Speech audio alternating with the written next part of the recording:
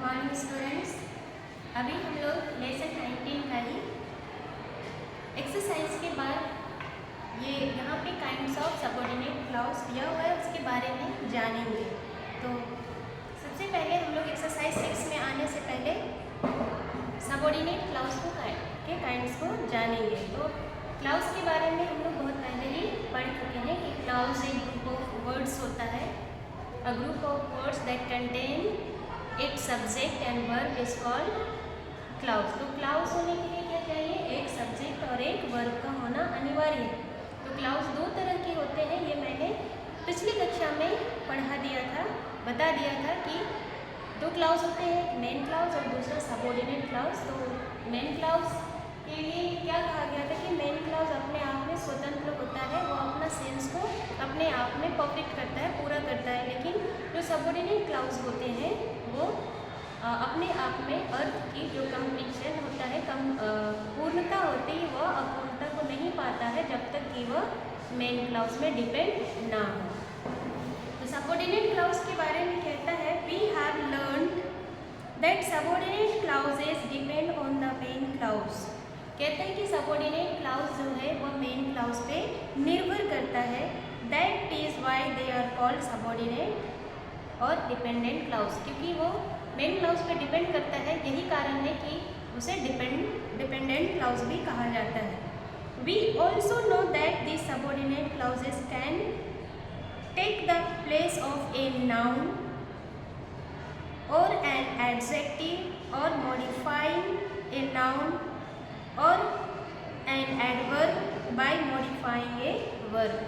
तो यहाँ पे कहता है कि जैसे कि यहाँ पे सबऑर्डिनेट क्लाउज के बारे में जानेंगे। तो ये क्लाउज जो होता है, क्लाउज जब हम लोग सेंटेंस का स्ट्रक्चर पढ़े, जिसमें कि 4 पढ़े स्ट्रक्चर के अनुसार सेंटेंस के काइंड पढ़े थे, simple, compound, complex and compound complex. तो हमने देखा कि सेंटेंस का जो स्ट्रक्चर था वो थोड़ा उसमें जटिल था, कॉम्प्लेक्स था।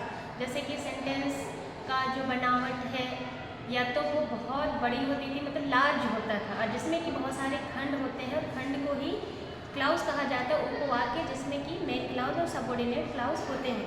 तो ये जो सबऑर्डिनेट क्लाउज होते हैं या तो किसी नाउन का स्थान को लेते हैं, या फिर किसी एडजेक्टिव का स्थान को लेते हैं, या किसी एडवर्ब का स्थान को लेते हैं। जैसे कि नाउन का स्थान वो कब लेता है?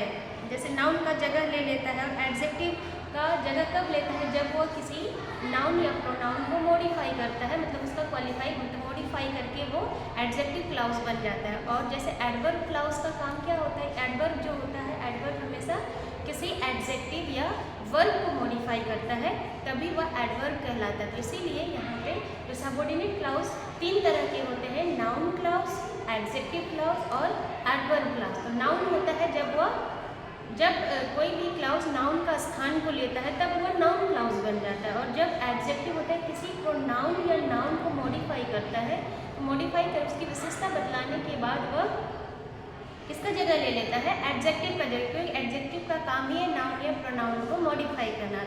उसके बाद जो एडवर्ब क्लाउज होता है वो एडवर्ब का जगह लेता है। कैसे लेता है? कि जब वो किसी एडजेक्टिव को मॉडिफाई करता है या फिर किसी वर्ब को मॉडिफाई करके वह एडवर्ब बनता है। तो इस तरह से जब भी कोई क्लाउज किसी वर्ब या एडजेक्टिव को मॉडिफाई करेगा तो वह एडवर्ब क्लाउज कहलाएगा। तो सबसे पहले यहाँ पे कहना है कि there are 3 kinds of subordinate or dependent clauses.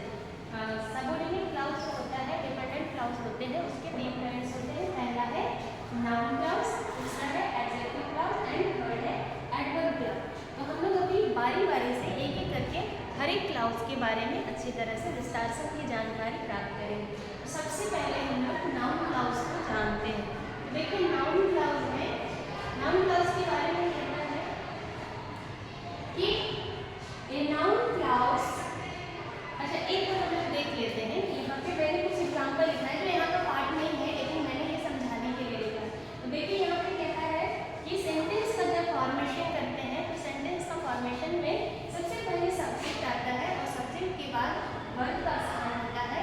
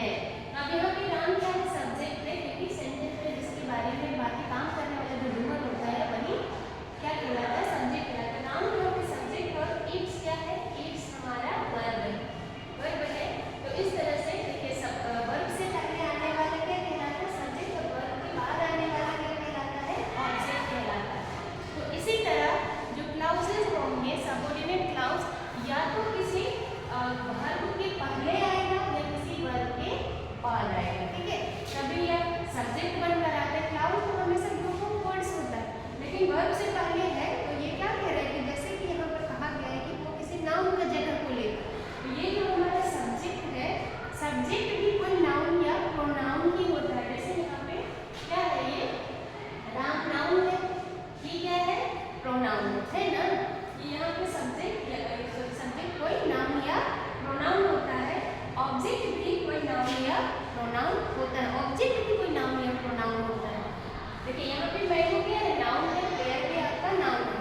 कभी कभी होता है कि अगर यहाँ प्रोनाउन अगर यहाँ पे आना है तो हो सकता है ही बीट्स हिम, वह उसे पीटता है। यहाँ पे हिम जब आ गया तो यहाँ ऑब्जेक्ट का स्थान में कौन हो गया, प्रोनाउन हो गया। इसीलिए याद रखिए सेंटेंस का जब फॉर्मेशन करते हैं तो सब्जेक्ट और ऑब्जेक्ट, नाउन और प्रोनाउन ही होता है।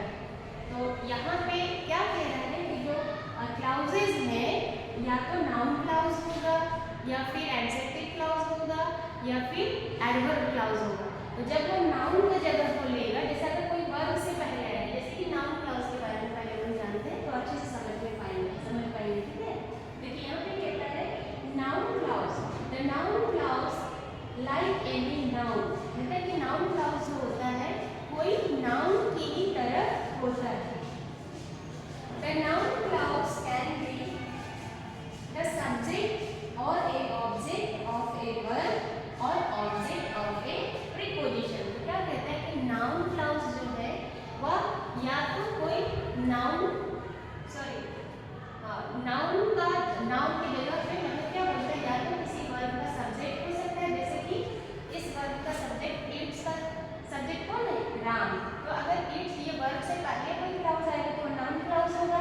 आगे कहता है और ऑब्जेक्ट ऑफ ए वर्ब, अगर इसके बाद अगर ये जो क्लाउज होता है वर्ब के बाद आता है, क्लाउज यहाँ पे आएगा तो ये भी ये सब्जेक्ट क्या किया है, वर्ब का सब्जेक्ट बना तो भी नाउन क्लाउज, वर्ब का ऑब्जेक्ट बना तो भी नाउन क्लाउज, याद रहेगा। तो नाउन क्लाउज होने के लिए या तो कोई क्लाउज वर्ब का सब्जेक्ट बनकर आता है या फिर उसका ऑब्जेक्ट बनकर आता है। तो यहाँ पे कह रहा है जैसे कि सब्जेक्ट क्या करेंगे, सब्जेक्ट और object of a verb or object of a preposition, preposition का भी एक ऑब्जेक्ट हो सकता है।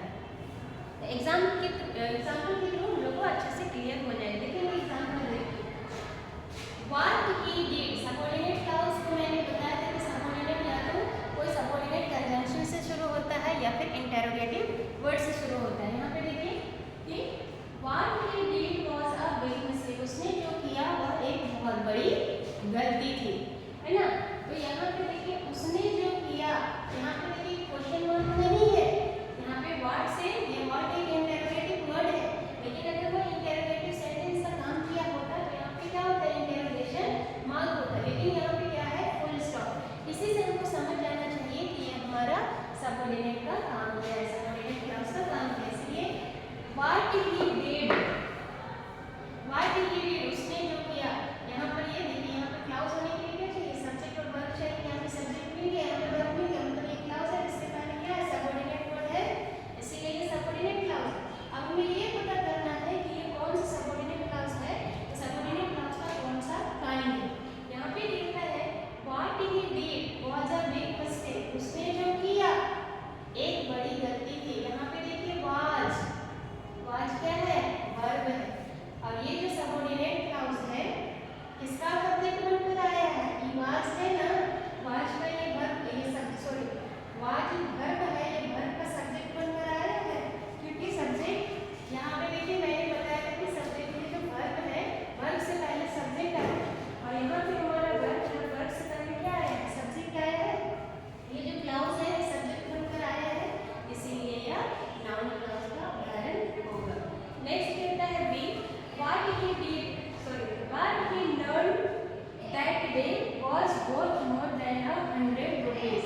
कहते हैं कि उस दिन उसने जो सीखा वह 100 रुपीज से ज़्यादा कीमती था, है ना। तो यहाँ पे भी सबऑर्डिनेट क्लाउज अंडरलाइन किया हुआ है। अब यहाँ पे देखिए यहाँ पे वर्ब है, ये वर्ब है, वर्ब का ये सब्जेक्ट बनकर आया है। कंडीशन क्या कहते हैं नाउन क्लाउज होने के लिए कि अगर वो नाउन क्लाउज होगा सबऑर्डिनेट क्लाउज तो वह किसी वर्ब का सब्जेक्ट बनकर आएगा या उसका ऑब्जेक्ट बनकर आएगा। तो ये वर्ब से पहले आया है मतलब ये उसका सब्जेक्ट बनकर आया है, इसलिए ये भी कौन सा क्लाउज होगा, नाउन क्लाउज होगा। नेक्स्ट कहता है, नेक्स्ट एग्जांपल सी है, लाइफ इज व्हाट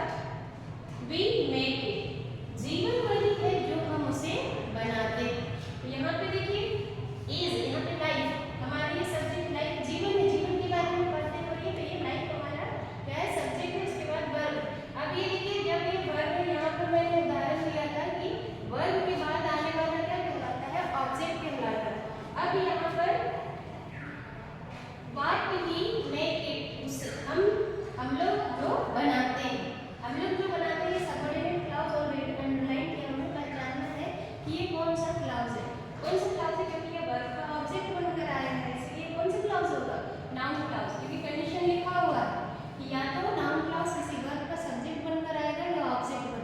नेक्स्ट ये क्या है, नेक्स्ट यहाँ पे देखिए मैंने बताया था कि वह कभी यहाँ पे कि वह किसी प्रीपोजिशन का ऑब्जेक्ट बनकर आएगा। ठीक है, अब हम लोग अगला एग्जांपल को देखते हैं। It was worth more then what he paid for. क्या कहता है, ये ज्यादा ही मूल्यवान है, कीमती है जितना वो चुकाए। तो यहाँ पे देखिए सबऑर्डिनेट क्लॉज कहाँ पर है, व्हाट ही पेड फॉर, जिसके लिए चुकाए।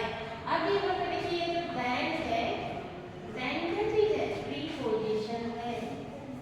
क्या है, प्रीपोजिशन, प्रीपोजिशन।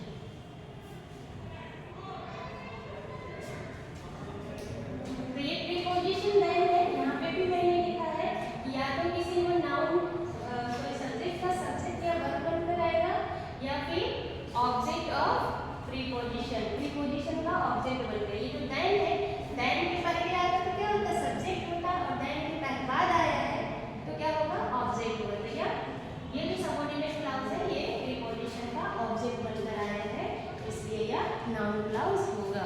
तो नाउन क्लॉज को नाउन क्लॉज का कंडीशन यही है कि कोई भी सबऑर्डिनेट क्लॉज किसी भी वर्ब का सब्जेक्ट या ऑब्जेक्ट बनकर आएगा या किसी प्रीपोजिशन का ऑब्जेक्ट बनकर आएगा। तो ये था, ये मैं आपको सब्जेक्ट वर्ब ऑब्जेक्ट को क्लियर करने के लिए ये बताई। तो चलो आपको समझ में आ गया होगा कि नाउन क्लॉज किसे कहते हैं, और अगला एक्सरसाइज बनाने में आपको हेल्पफुल होगा। तो हम लोग नेक्स्ट क्लास में एडजेक्टिव क्लॉज के बारे में जानेंगे। Thank you.